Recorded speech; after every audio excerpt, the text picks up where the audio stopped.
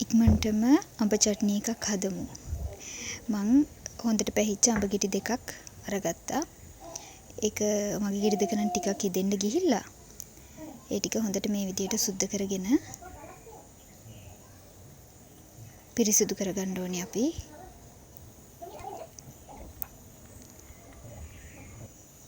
මේ වගේ ඊට පස්සේ මම ඒක පොඩි කෑලි වලට කපා ගන්නවා. ඔයාලට ලොකු කෑලි ඕන නම් එහෙම කපා ගන්නත් පුළුවන්.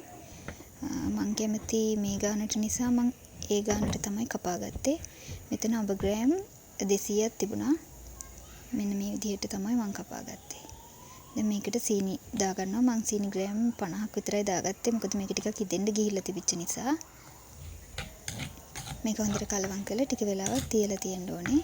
එතකොට මේ සීනි අඹ එකට හොඳට උරා ගන්නවා.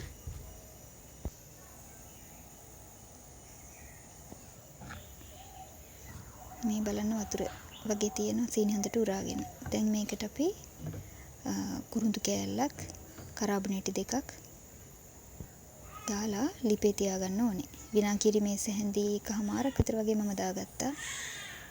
ලුණු පොඩ්ඩකුයි ගම්මිරිස්සුත් දානවා. ලිපේ තියලා මද කින්දරේ මේක උයා ගන්න ඕනේ.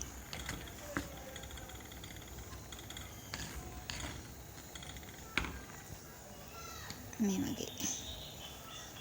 දැන් අපි මේකට මිරිස් කුඩු මං තේ හැන්දි එකමාරක් විතර දාගත්තා. ඒක සැරානෝ ඔයගොල්ලෝ බලලා දාගන්න.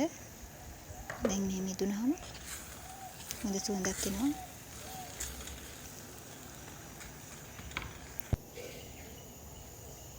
හරි, මේ තියෙන අපේ චට්නි එක.